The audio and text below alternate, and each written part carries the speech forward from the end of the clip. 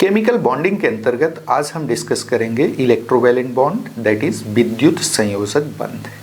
ये topic lower class में आप ऑलरेडी पढ़ चुके हैं, जस्ट लाइक रिवीजन है आपके लिए। तो चलिए स्टार्ट करते हैं इलेक्ट्रोवैलेंट बॉन्ड। और सबसे पहले देखते हैं कि बॉन्ड्स कितने टाइप के होते हैं। देखते हैं स्लाइड में क्या लिखा है।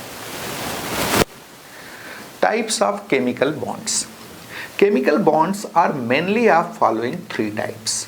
First is electrovalent bonds, second is covalent bonds and third is coordinate bonds. तो आपने देखा कि जो केमिकल बॉन्ड्स हैं बेसिकली थ्री टाइप्स के होते हैं। एक को हम बोलते हैं इलेक्ट्रोवैलेंट बॉन्ड यानी विद्युत संयोजक बंध, दूसरे को बोलते हैं कोवैलेंट बॉन्ड यानी सह संयोजक बंध, और तीसरे को बोलते हैं कोऑर्डिनेट बॉन्ड जो कि कोवैलेंट बॉन्ड का ही एक स्पेशल टाइप है। हिंदी में बोलते हैं उपसह संयोजक बंध। एक एक करके हम इन तीनों टाइप्स को डिस्कस करेंगे। आज के लेक्चर को हम मेनली इलेक्ट्रोवैलेंट बॉन्ड्स और इलेक्ट्रोवैलेंट कंपाउंड पर केंद्रित रखेंगे। तो चलिए स्टार्ट करते हैं, देखते हैं इलेक्ट्रोवैलेंट बॉन्ड्स क्या होते हैं। Electrovalent bonds. The bonds formed by transfer of one or more electrons between the atoms are called electrovalent bonds. The number of electrons given or taken by one atom of an element during the formation of these bonds is called electrovalency of the element. Here, the atom which gives electron becomes positively charged, while that which takes electron becomes negatively charged. The oppositely charged ions thus formed get bonded together by strong electrostatic force of attraction. तो आपने देखा कि किन्हीं दो परमाणुओं के मध्य इलेक्ट्रॉनों के आदान प्रदान से बनने वाले बंध को हम क्या नाम देते हैं? विद्युत संयोजक बंध नाम देते हैं। कैसे डिफाइन किया? That is the bonds formed by transfer of electrons between the atoms. यहाँ पर कोई एक एटम अपना वन और मोर इलेक्ट्रॉन्स दूसरे एटम के पास ट्रांसफर कर देगा तो किस बॉन्ड का फॉर्मेशन होगा? इलेक्ट्रोवैलेंट बॉन्ड का फॉर्मेशन होगा। क्या बताया गया? What is electrovalent bond? तो देखिए क्या लिखा है। The bonds formed by transfer of one or more electrons between the atoms are called electrovalent bond. यानी परमाणुओं के मध्य एक या अधिक इलेक्ट्रॉनों के स्थानांतरण से बनने वाले बंध को हम क्या बोलते हैं? विद्युत संयोजक बंध बोलते हैं। इस बंध के निर्माण के समय कोई एक एटम जितने इलेक्ट्रॉन देता है या जितने इलेक्ट्रॉन लेता है वह उस एटम की इलेक्ट्रोवैलेंसी कहलाती है, विद्युत संयोजकता कहलाती है। क्या लिखा है? The number of electrons given or taken by one atom of an element during the formation of these bonds is called electrovalency of the element. तो आपको बताया गया कि विद्युत संयोजक बंध बनते समय किसी तत्व का एक परमाणु जितने इलेक्ट्रॉन देता है या जितने इलेक्ट्रॉन ग्रहण करता है वही उसकी क्या कहलाती है? विद्युत संयोजकता कहलाती है, इलेक्ट्रोवैलेंसी कहलाती है। क्लियर? अब इसके बाद एक और चीज लिखा हुआ है कि इलेक्ट्रोवैलेंट बॉन्ड बनते समय जो एटम इलेक्ट्रॉन देता है वो पॉजिटिवली चार्ज हो जाता है, धनावेशित हो जाता है, जबकि वह जो इलेक्ट्रॉन ग्रहण करता है, गेन करता है, वह नेगेटिवली चार्ज हो जाता है, ऋणावेशित हो जाता है। इस तरीके से यहाँ पर चार्ज्ड आयंस का फॉर्मेशन होता है, आवेशित आयनों का निर्माण होता है, धनावेशित और ऋणावेशित आयन बनते हैं जो एक दूसरे के साथ एक प्रबल विद्युत स्थैतिक आकर्षण इलेक्ट्रोस्टैटिक अट्रैक्शन के द्वारा एक दूसरे से जुड़ जाते हैं। यानी किसका फॉर्मेशन हो जाता है? इलेक्ट्रोवैलेंट बॉन्ड का फॉर्मेशन हो जाता है। देखिए क्या लिखा है।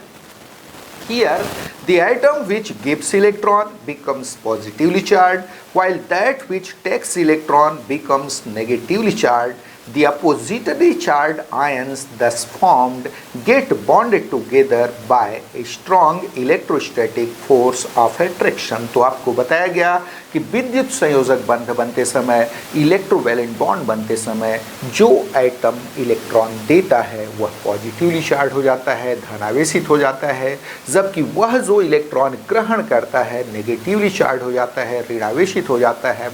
और ये दोनों अपोजिटली चार्ज्ड आयन्स, विपरीत प्रकार से आवेशित ये जो आयन बने, एक दूसरे के साथ इलेक्ट्रोस्टैटिक अट्रैक्शन यानी विद्युत स्थैतिक आकर्षण के द्वारा परस्पर जुड़ जाते हैं। चलिए आगे बढ़ते हैं।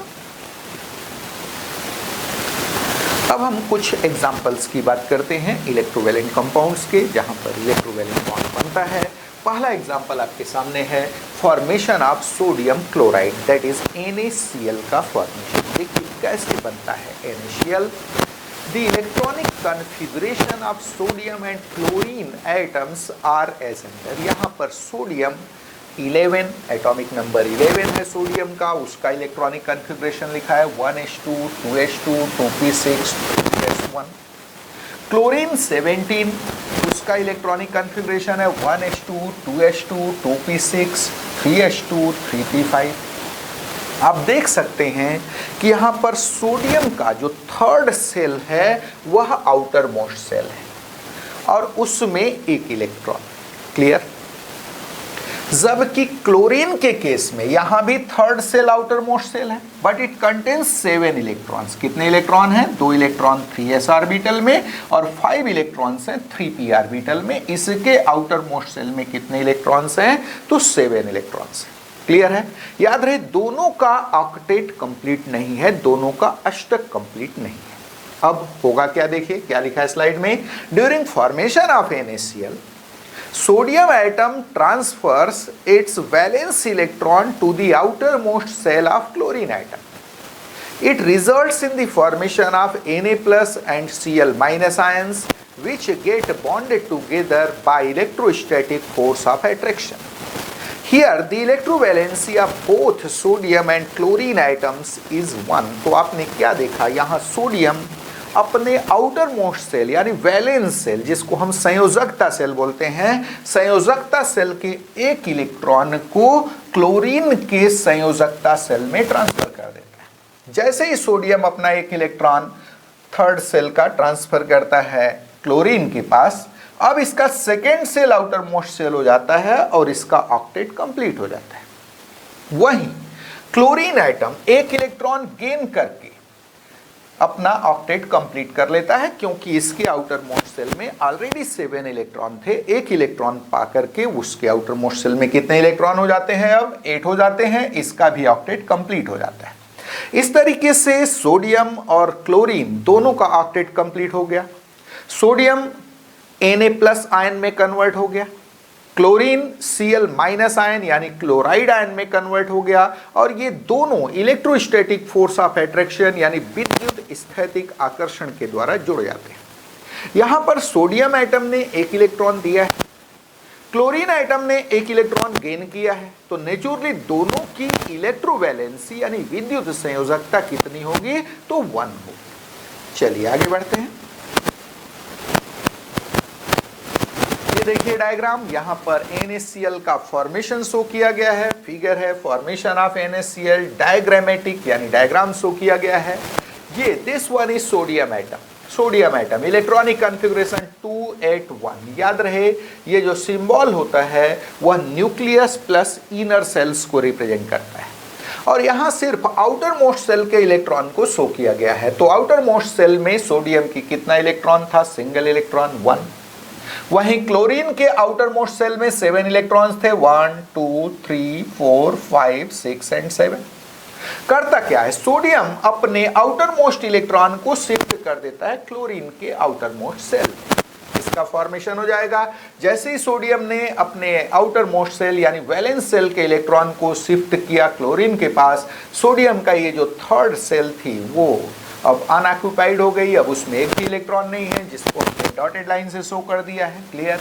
और फॉर्मेशन हो गया Na प्लस आयन का। याद रहे सोडियम पर कौन सा चार्ज आ गया? पॉजिटिव चार्ज आ गया, क्योंकि इसने इलेक्ट्रॉन दिया है।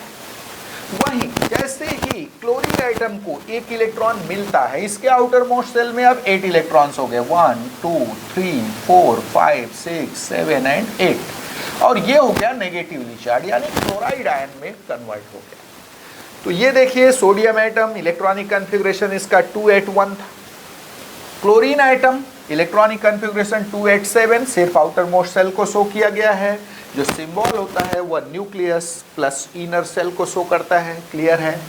जैसे ही सोडियम ने अपना एक इलेक्ट्रॉन ट्रांसफर किया क्लोरीन के पास, ये कन्वर्ट हो गया Na+ आयन में, इलेक्ट्रॉनिक कॉन्फ़िगरेशन हो गया 2 and 8। क्या हो गया 2 and 8, ये 1 इलेक्ट्रॉन ट्रांसफर हो गया क्लोरीन के पास, किसका फॉर्मेशन हो गया Na+ आयन का, और Cl- का फॉर्मेशन हुआ। क्लोरीन ने एक इलेक्ट्रॉन गेन करके किसका फॉर्मेशन कर दिया Cl- का, जिसका इलेक्ट्रॉनिक कॉन्फ़िगरेशन हो गया 288। याद रहे जो 287 हुआ करता था क्लोरीन एटम में, क्लोराइड आयन में वो कन्वर्ट हो गया 288 में। इस तरीके से सोडियम का भी ऑक्टेट कंप्लीट हो गया और क्लोरीन का भी ऑक्टेट क्या हो गया, कंप्लीट हो गया।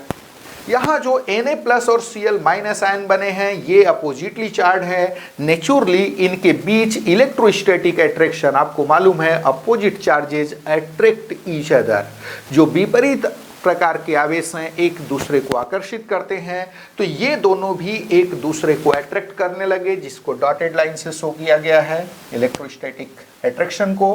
तो किसका फॉर्मेशन हो गया NaCl का। देखिए क्या लिखा है आगे, thus both sodium and chlorine atoms acquire the stable electronic configuration of their nearest inert gas, that is neon and argon respectively। आप देख सकते हैं कि सोडियम अपना एक इलेक्ट्रॉन दे करके नियॉन का कॉन्फ़िगरेशन गेन कर लिया यानी 28 का कॉन्फ़िगरेशन, वहीं क्लोरीन एक इलेक्ट्रॉन गेन करके अपने नियरेस्ट इनर्ट गैस यानी अपने नज़दीकी अपने समीपस्थ अक्रिय गैस आर्गॉन का कॉन्फ़िगरेशन गेन कर लिया। इसका फॉर्मेशन हो गया NaCl का। चलिए आगे बढ़ते हैं। ये देखिए second example, formation of magnesium oxide MgO। देखिए MgO ये भी एक इलेक्ट्रोवैलेंट कंपाउंड है, आयनिक कंपाउंड है। कैसे होता है इसका formation? The electronic configuration of magnesium and oxygen atoms are as under. देखिए मैग्नीशियम और ऑक्सीजन आइटम्स के इलेक्ट्रॉनिक कॉन्फ़िगरेशन क्या है? Magnesium atomic number 12, electronic configuration 1s2 2s2 2p6 3s2। आप देख सकते हैं इसके आउटर मोस्ट सेल में 2 इलेक्ट्रॉन्स हैं, जबकि जो सेकेंड सेल है वह उसका इनर सेल है जिसमें 8 इलेक्ट्रॉन्स हैं। ऑक्सीजन 8 का इलेक्ट्रॉनिक कॉन्फ़िगरेशन है 1s2 2s2 2p4। यहाँ second shell outermost shell है जिसमें इन ऑल 6 इलेक्ट्रॉन्स हैं। यहाँ पर मैग्नीशियम अगर अपने आउटर मोस्ट दोनों इलेक्ट्रॉनों को शिफ्ट करा दे किसके पास, ऑक्सीजन के पास, तो मैग्नीशियम का भी ऑक्टेट कंप्लीट हो जाएगा, क्योंकि जैसे ही ये 2 इलेक्ट्रॉन को शिफ्ट कराएगा मैग्नीशियम के लिए second shell outermost shell बन जाएगा जिसमें ऑलरेडी 8 इलेक्ट्रॉन्स हैं।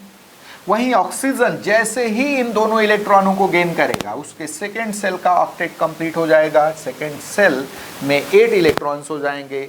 यानी इस तरीके से मैग्नीशियम और ऑक्सीजन दोनों के ऑक्टेट कंप्लीट हो जाएंगे। देखिए क्या लिखा है स्लाइड में, during formation of MgO magnesium atom transfers its both the valence electrons to the outermost cell of oxygen atom. It results in the formation of Mg++ and O+- ions, which get bonded together by electrostatic force of attraction. Here, the electrovalency of both magnesium and oxygen atoms is 2. तो आपने क्या देखा है, MgO बनते समय magnesium atom अपने outer most shell के दोनों इलेक्ट्रॉनों को ऑक्सीजन एटम के आउटर मोस्ट सेल में शिफ्ट कर देता है, ट्रांसफर कर देता है। इस तरीके से Mg++ और O+- आयन का फॉर्मेशन हो जाता है। जैसे ही मैग्नीशियम एटम 2 इलेक्ट्रॉन देता है वह Mg++ में कन्वर्ट हो जाता है। ऑक्सीजन आइटम 2 इलेक्ट्रॉन गेन करके O+- यानी ऑक्साइड आयन में कन्वर्ट हो जाता है और दोनों के बीच एक इलेक्ट्रोस्टैटिक अट्रैक्शन यानी विद्युत स्थैतिक आकर्षण काम करने लगता है। क्लियर। यहां पर मैग्नीशियम और ऑक्सीजन दोनों की इलेक्ट्रोवैलेंसी कितनी होगी? 2 होगी, क्योंकि मैग्नीशियम 2 इलेक्ट्रॉन दे रहा है और ऑक्सीजन आइटम 2 इलेक्ट्रॉन गेन कर रहा है, तो नेचुरली दोनों की इलेक्ट्रोवैलेंसी कितनी होगी? 2 होगी। चलिए आगे बढ़ते हैं। ये देखिए डायग्राम, यहां पर MgO के फॉर्मेशन को डायग्रामेटिकली शो किया गया है। Formation of MgO diagrammatic. Magnesium जिसके आउटर मोस्ट सेल में 2 इलेक्ट्रॉन है, magnesium atom, electronic configuration 2s2 है इसका। ऑक्सीजन आउटर मोस्ट सेल में 6 इलेक्ट्रॉन्स हैं, 1 2 3 4 5 and 6। Electronic configuration 2 and 6। Clear है। जैसे ही मैग्नीशियम ने अपने इन दोनों इलेक्ट्रॉनों को शिफ्ट कर दिया किसके पास? ऑक्सीजन एटम के पास, किसका फॉर्मेशन हो गया? Mg++। याद रहे इसका ये सेल अब वैकेंट हो गई, इसको हमने डॉटेड लाइन से शो कर दिया है। Mg++ आयन का फॉर्मेशन हो गया, इसका ऑक्टेट कंप्लीट हो गया, 2s का कॉन्फ़िगरेशन आ गया Mg++ आयन में। जबकि वो डबल माइनस आयन, याद रहे ऑक्सीजन आइटम ने जैसे ही 2 इलेक्ट्रॉन गेन किया वो डबल माइनस आयन बन गया। आउटर मोस्ट सेल में इसके 8 इलेक्ट्रॉन्स हो गए। क्लियर है। और कॉन्फ़िगरेशन इसका क्या हो गया? तो 2s हो गया। दोनों ही यानी मैग्नीशियम आयन और ऑक्साइड आयन दोनों का ऑक्टेट कंप्लीट हो गया यहाँ पर। क्लियर है। Thus, both magnesium and oxygen atoms acquire the stable electronic configuration of their nearest inert gas, that is neon। यहाँ पर मैग्नीशियम आयन Mg++ और O आयन यानी ऑक्साइड आयन दोनों का इलेक्ट्रॉनिक कॉन्फ़िगरेशन नियॉन जैसा है। तो आप देख सकते हैं कि मैग्नीशियम और ऑक्सीजन दोनों ही एटम यहाँ पर नियॉन का इलेक्ट्रॉनिक कॉन्फ़िगरेशन गेन कर लेते हैं। दोनों का नियरेस्ट इनर्ट गैस यानी समीपस्थ अक्रिय गैस यहाँ कौन है? तो नियॉन है। चलिए आगे बढ़ते हैं। तीसरा एग्जांपल है formation of magnesium chloride MgCl2 का फॉर्मेशन कैसे होगा? देखिए क्या लिखा है स्लाइड में। The electronic configuration of magnesium and chlorine atoms is as under. देखिए क्या क्या है। Magnesium 12 same configuration 1s2 2s2 2p6 3s2। Chlorine 17 1s2 2s2 2p6 3s2 3p5। आप देख सकते हैं कि मैग्नीशियम के आउटर मोस्ट सेल में 2 इलेक्ट्रॉन्स हैं। क्लोरीन में third shell outermost shell है जिसमें 7 इलेक्ट्रॉन्स हैं, लेकिन मैग्नीशियम अपने दोनों इलेक्ट्रॉनों को सेम क्लोरीन आइटम को नहीं दे सकता। इसलिए करता क्या है यहाँ पर मैग्नीशियम अपना ये जो 2 आउटर मोस्ट सेल के इलेक्ट्रॉन्स हैं उनमें से एक इलेक्ट्रॉन एक क्लोरीन आइटम को देता है और दूसरा इलेक्ट्रॉन दूसरे क्लोरीन आइटम को देता है। इस तरीके से एक Mg++ आयन बनता है और 2 Cl- आयन, 2 क्लोराइड आयन बनते हैं। और Mg++ आयन और दोनों क्लोराइड आयन के बीच इलेक्ट्रोस्टैटिक अट्रैक्शन काम करने लगता है। यहाँ पर मैग्नीशियम की इलेक्ट्रोवैलेंसी तो 2 होगी क्योंकि मैग्नीशियम का एक ही आइटम 2 इलेक्ट्रॉन दे रहा है, जबकि क्लोरीन आइटम्स की इलेक्ट्रोवैलेंसी 1 होगी क्योंकि 2 क्लोरीन आइटम मिल करके एक इलेक्ट्रॉन गेन कर रहे हैं मैग्नीशियम से। क्लियर है। तो नेचुरली क्लोरीन की इलेक्ट्रोवैलेंसी यहाँ पर कितनी होगी? 1 होगी। देखिए क्या लिखा है यहाँ। During formation of MgCl2, magnesium atom transfers its both the valence electrons to the outermost shell of 2 chlorine atoms, 1 each। याद रहे 2 chlorine atom को एक इलेक्ट्रॉन देता है। कौन? मैग्नीशियम। क्लियर है। It results in the formation of Mg++ and Cl- ions which get bonded together by electrostatic force of attraction। Here the electrovalency of magnesium atom is 2 while that of chlorine atom is 1। तो आपने देखा कि यहाँ पर magnesium atom अपने दोनों valence electron को transfer कर देता है 2 क्लोरीन एटम के आउटर मोस्ट सेल में। याद रहे एक इलेक्ट्रॉन दोनों क्लोरीन एटम के आउटर मोस्ट सेल में ट्रांसफर करता है। फॉर्मेशन होगा यहाँ पर Mg++ और Cl- आयंस का, जिनके बीच इलेक्ट्रोस्टैटिक अट्रैक्शन ऑपरेट करने लगेगा। यहाँ पर मैग्नीशियम की इलेक्ट्रोवैलेंसी कितनी है? तो 2 है, लेकिन दोनों क्लोरीन एटम्स की इलेक्ट्रोवैलेंसी कितनी है? तो 1 है। चलिए आगे डायग्राम देखते हैं इसका। ये देखिए यहाँ पर diagram formation of MgCl2 show किया गया है। मैग्नीशियम, याद रहे मैग्नीशियम एटम का electronic configuration 2s2, outermost shell में इसके 2 इलेक्ट्रॉन हैं। जबकि 2 क्लोरीन आइटम शो किए गए हैं जिनके आउटर मोस्ट शेल में 7 इलेक्ट्रॉन्स हैं, 1 2 3 4 5 6 7, इसके भी 1 2 3 4 5 6 7। अब मैग्नीशियम करता क्या है, ध्यान दीजिए, दोनों क्लोरीन आइटम का इलेक्ट्रॉनिक कॉन्फ़िगरेशन 287 है, आउटर मोस्ट शेल में दोनों के कितने इलेक्ट्रॉन हैं, तो 7 इलेक्ट्रॉन्स हैं। अब मैग्नीशियम करता क्या है, अपना एक इलेक्ट्रॉन, आउटर मोस्ट शेल का एक इलेक्ट्रॉन एक क्लोरीन आइटम को दे देता है और दूसरा इलेक्ट्रॉन दूसरे क्लोरीन आइटम को। अब मैग्नीशियम का इलेक्ट्रॉनिक कॉन्फ़िगरेशन क्या हो जाएगा, 28 हो जाएगा, ये Mg डबल प्लस आयन में कन्वर्ट हो गया और इलेक्ट्रॉनिक कॉन्फ़िगरेशन 28 हो गया। ये देखिए, जबकि क्लोरीन आइटम्स जो थे दोनों को Cl माइनस में कन्वर्ट हो गए। अब इनके पास 8 इलेक्ट्रॉन्स हो गए, 1 2 3 4 5 6 7 एंड 8। ये भी Cl माइनस में कन्वर्ट हो गया, ये भी Cl माइनस में, और इनके बीच इलेक्ट्रोस्टैटिक अट्रैक्शन काम करने लगा। क्लियर है, किसका फॉर्मेशन हो गया, MgCl2 का। यहाँ Cl माइनस का इलेक्ट्रॉनिक कॉन्फ़िगरेशन, दोनों ही Cl माइनस का इलेक्ट्रॉनिक कॉन्फ़िगरेशन 288 होगा, यानी दोनों क्लोरीन आइटम्स ने भी अपना ऑक्टेट कंप्लीट कर लिया और मैग्नीशियम आइटम ने भी अपना ऑक्टेट कंप्लीट कर लिया। दोनों अपने नियरेस्ट इनर्ट गैस, मैग्नीशियम किसका गेन करेगा, नियॉन का, और दोनों क्लोरीन आइटम्स अपने नियरेस्ट इनर्ट गैस यानी आर्गन का इलेक्ट्रॉनिक कॉन्फ़िगरेशन गेन कर लेंगे। क्लियर है, आगे देखिए क्या लिखा है, Thus both magnesium and chlorine atoms acquire the stable electronic configuration of their nearest inert gas। तो यहाँ पर मैग्नीशियम और दोनों ही क्लोरीन आइटम्स अपने नियरेस्ट इनर्ट गैस का इलेक्ट्रॉनिक कॉन्फ़िगरेशन गेन कर लेते हैं। चलिए आगे बढ़ते हैं। Now conditions of formation of electrovalent bonds। देखना यह है कि इलेक्ट्रोवैलेंट बॉन्ड बनने की कंडीशंस क्या क्या है।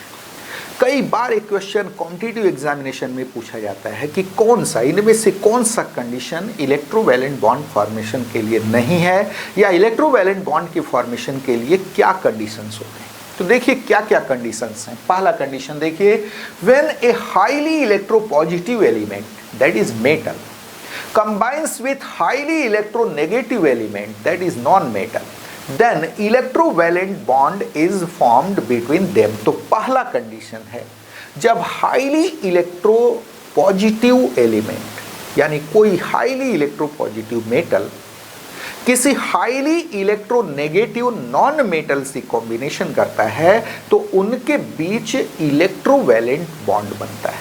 तो पहला कंडीशन क्या है, जब एक उच्च विद्युत धनात्मक तत्व किसी उच्च विद्युत ऋणात्मक तत्व से संयोग करता है तो उनके मध्य क्या बनता है, विद्युत संयोजक बंध बनता है। ये पहला कंडीशन। दूसरा देखिए, if an element can complete its octet by giving one or more electrons and other can do so by gaining one or more electrons, then electrovalent bond is formed between them। तो बताया गया, यदि कोई तत्व एक या अधिक, usually एक या दो इलेक्ट्रॉन त्याग कर अपना अष्टक पूर्ण कर सकता हो और कोई दूसरा तत्व एक या अधिक, इन जनरल एक या दो इलेक्ट्रॉन गेन करके अपना अष्टक पूर्ण कर सकता हो, तो उनके मध्य इलेक्ट्रोवैलेंट बॉन्ड यानी विद्युत संयोजक बंध बनता है। क्या लिखा है देखिए, if an element can complete its octet by giving one or more electrons, usually one or two electrons, and other can do so by gaining one or more electrons, then electrovalent bond is formed between them। चलिए तीसरा बहुत ही खास, already बता चुका हूं जब मैं इलेक्ट्रोनेगेटिविटी का टॉपिक ले रहा था एटॉमिक पीरियडिसिटी के अंतर्गत। पीरियडिसिटी जो टॉपिक था, पीरियडिसिटी चैप्टर के अंतर्गत, पीरियडिक क्लासिफिकेशन चैप्टर के अंतर्गत जब मैं इलेक्ट्रोनेगेटिविटी का टॉपिक ले रहा था, उस समय आपको बताया गया था कि डिफरेंस इन इलेक्ट्रोनेगेटिविटी के बेसिस पर अगर दो एलिमेंट ए और बी गिवन है, उनके इलेक्ट्रोनेगेटिविटीज गिवन है, तो उनके बीच बनने वाले बॉन्ड का नेचर हम कैसे डिसाइड करेंगे। बहुत ही खास पॉइंट था, कॉम्पिटिटिव पॉइंट ऑफ व्यू से बहुत इंपॉर्टेंट। वही चीज़ यहाँ एक बार फिर से रिपीट हुआ है। देखिए क्या लिखा है, if difference in electronegativities of two elements is more than 1.9 then electrovalent bond is formed between them. तो यदि किसी दो तत्वों कि विद्युत ऋणात्मकताओं का अंतर 1.9 से ज्यादा, तो उनके बीच इलेक्ट्रोवैलेंट बॉन्ड बनता है, विद्युत संयोजक बंध बनता है। क्या देखा आपने? If difference in electronegativities of two elements is more than 1.9 then electrovalent bond is formed between them। तो यदि किन्हीं दो तत्वों के विद्युत ऋणात्मकताओं का अंतर 1.9 से अधिक है तो उनके मध्य कौन सा बंध बनता है? विद्युत संयोजक। और 1.9 से कम है तो कौन सा बनता है? आगे पढ़ेंगे आप, सहसंयोजक। और अगर डिफरेंस इन इलेक्ट्रोनेगेटिविटी 1.9 है, एग्जैक्ट है, तो वह बॉन्ड 50% विद्युत संयोजक होगा और 50% कैसा होगा? सहसंयोजक होगा। ऑलरेडी डिटेल कर चुके हैं इसको। चलिए आगे बढ़ते हैं। Properties of electrovalent compounds. अब देखना है कि विद्युत संयोजक यौगिकों के गुण क्या क्या होते हैं। चलिए, सबसे पहला property, electrovalent compounds are ionic in nature, that is they are consisting of oppositely charged ions bonded together by strong electrostatic force of attraction। तो पहला प्रॉपर्टी ये है कि जो इलेक्ट्रोवैलेंट कंपाउंड होते हैं, विद्युत संयोजक यौगिक होते हैं, वो कैसे होते हैं? आयनिक नेचर के होते हैं, आयनों से मिलकर बने होते हैं। यहाँ पर अपोजिटली चार्ज आयंस एक बहुत ही strong force, that is electrostatic attraction के द्वारा एक दूसरे से आबंधित होते हैं। क्लियर है? चलिए, second point, since strong electrostatic force of attraction operates between oppositely charge constituent ions, this compounds have very high melting and boiling point. बिल्कुल बहुत ही इंपॉर्टेंट फीचर है ये आयनिक कंपाउंड का, इनका मेल्टिंग और बॉइलिंग पॉइंट हाई होता है। ध्यान दीजिए, पहला आपने देखा, they are ionic in nature. किस नेचर के हैं? आयनिक नेचर के हैं। इनके constituent particle oppositely charge ions होते हैं, जिनके मध्य स्ट्रॉन्ग इलेक्ट्रोस्टैटिक अट्रैक्शन यानी प्रबल विद्युत स्थैतिक आकर्षण काम करता है। चूंकि कॉन्स्टिट्यूएंट आयंस के बीच स्ट्रॉन्ग इलेक्ट्रोस्टैटिक अट्रैक्शन ऑपरेट कर रहा है, इनका मेल्टिंग एंड बॉइलिंग पॉइंट बहुत ज्यादा होता है। तो इनका दूसरा फीचर आपने क्या देखा? High melting and boiling points. इनके मेल्टिंग और बॉइलिंग पॉइंट्स क्या होते हैं? बहुत ज्यादा होते हैं।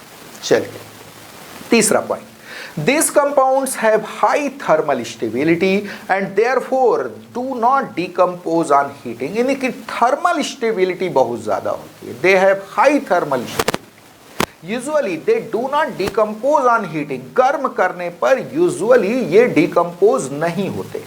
वहीं आप कोवेलेंट कंपाउंड के केस में देखेंगे कि गर्म करने पर वो इजीली डिकम्पोज हो जाते हैं, उनकी थर्मल स्टेबिलिटी कम होती है।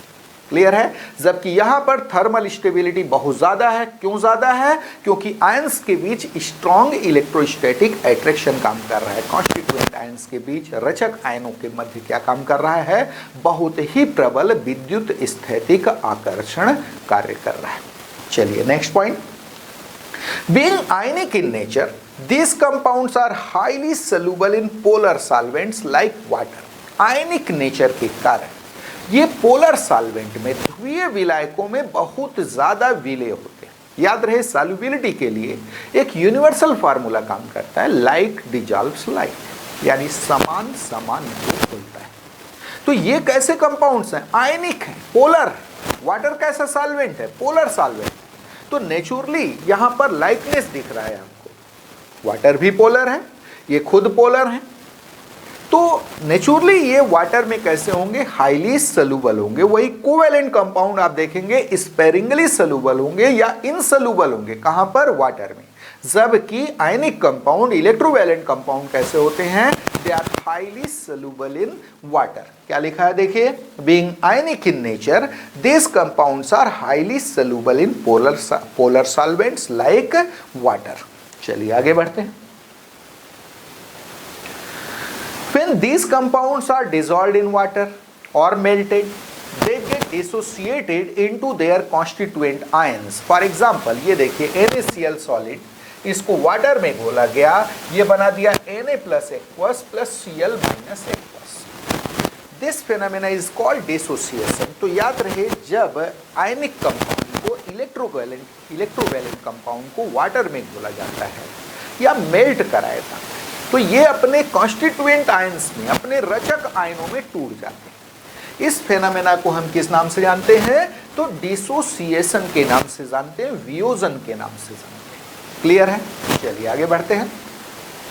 Due to presence of ions, the aqueous solutions and molten form of these compounds are good conductor of electricity। बहुत ही खास बात, चूंकि इनके एक्वस सोल्यूशन में या इनके मॉल्टन फॉर्म में, पिघले हुए फॉर्म में आयंस होते हैं, ये इलेक्ट्रिसिटी के गुड कंडक्टर होते हैं। कब?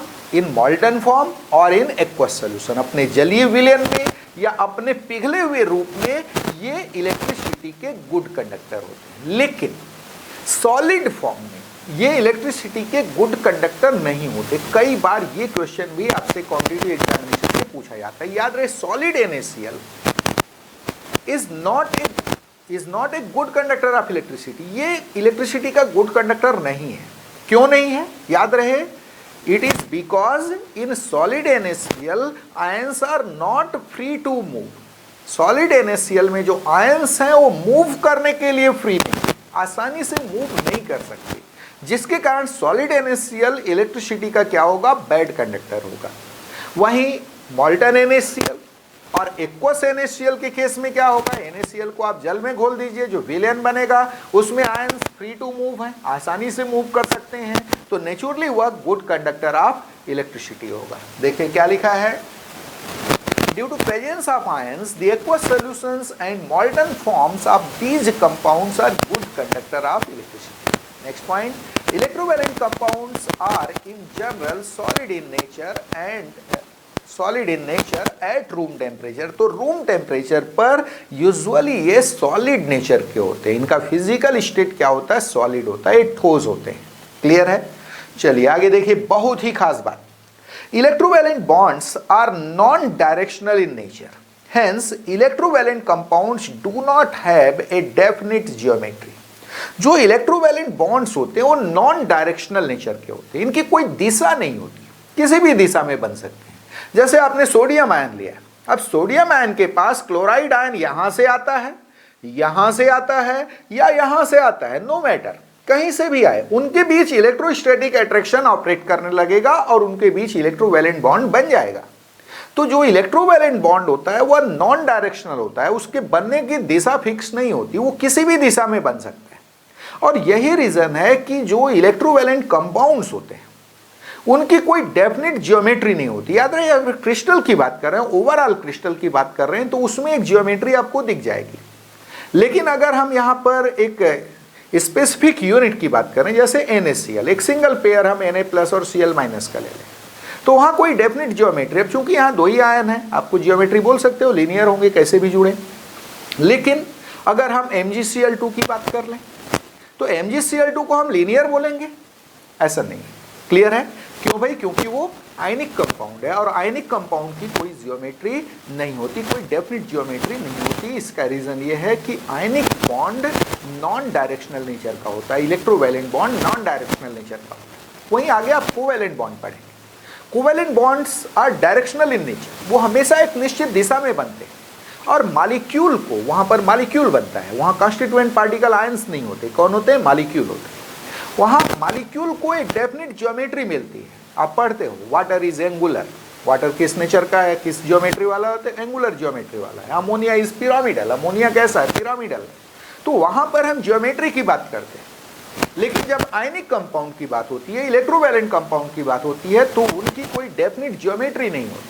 क्लियर है? तो आपने देखा कि electrovalent compounds do not have definite geometry, it is because electrovalent bond is non directional in nature. किस नेचर का बॉन्ड है यह? तो नॉन डायरेक्शनल नेचर का बॉन्ड है और दिशात्मक प्रकृति का ये बंध है। देखिए क्या लिखा है, electrovalent bonds are non directional in nature, hence electrovalent compounds do not have a definite geometry. तो विद्युत संयोजक बंध और दिशात्मक प्रकृति का होता है, जिसके कारण विद्युत संयोजक यौगिकों का कोई निश्चित ज्योमेट्री, निश्चित ज्यामिति नहीं होती है। तो आज के लेक्चर में बस इतना ही। आज के लेक्चर में आपने देखा कि इलेक्ट्रोवैलेंट बॉन्ड्स होते क्या हैं, साथ में आपने देखा कि इनके एग्जाम्पल्स कौन कौन से हैं, एक बनते कब हैं, और इलेक्ट्रोवैलेंट कंपाउंड्स के प्रॉपर्टीज़ क्या क्या होते हैं। तो आज बस इतना ही। नेक्स्ट लेक्चर में हम बात करेंगे कोवैलेंट बॉन्ड्स और कोऑर्डिनेट बॉन्ड की। बहुत ही इंपॉर्टेंट टॉपिक है। एक्चुअल में electrovalent bond, covalent bond, coordinate bond, ये सारी चीज़ें आप लोअर क्लास में भी पढ़ चुके हैं। This is just like revision for you, आपके लिए एक रिवीजन है सिर्फ। एक्चुअल केमिकल बॉन्डिंग तो इसके बाद शुरू होगी, जब हम स्टार्ट करेंगे ओवरलैपिंग, यानी कोवैलेंट बॉन्ड का मॉडर्न कॉन्सेप्ट जहाँ से शुरू होगा। हम ओवरलैपिंग की बात करेंगे, हाइब्रिडाइजेशन की बात करेंगे, ठीक है। तो वहाँ से एक्चुअल आपकी केमिस्ट्री शुरू होगी, केमिकल बॉन्डिंग की। ये जस्ट रिवीजन है आपके लिए, लोअर क्लास में भी ये चीज़ें पढ़ चुके हैं, लेकिन कॉम्पिटिटिव पॉइंट ऑफ व्यू से ये बहुत इंपॉर्टेंट है। कई बार यहाँ से कॉम्पिटिटिव क्वेश्चन भी बना देता है। इलेक्ट्रोवैलेंट बॉन्ड के फॉर्मेशन के लिए क्या परिस्थितियाँ होती हैं, या कोवैलेंट बॉन्ड के फॉर्मेशन के लिए क्या परिस्थितियाँ होती हैं, किन किन कंडीशंस में बनता है, कौन सा कंडीशन फॉर्मेशन के लिए है, कौन सा नहीं है, ये आइसोलेट करने के लिए आपसे कई बार कर देता है, क्वेश्चन बना देता है यहाँ से। तो ये सारी चीज़ें आपको इस टॉपिक से देखनी है, स्पेशली कॉम्पिटिटिव एग्जामिनेशन को ध्यान में रखते हैं। तो नेक्स्ट टॉपिक हम लेंगे covalent bond and coordinate bond. आज बस इतना ही। Thank you.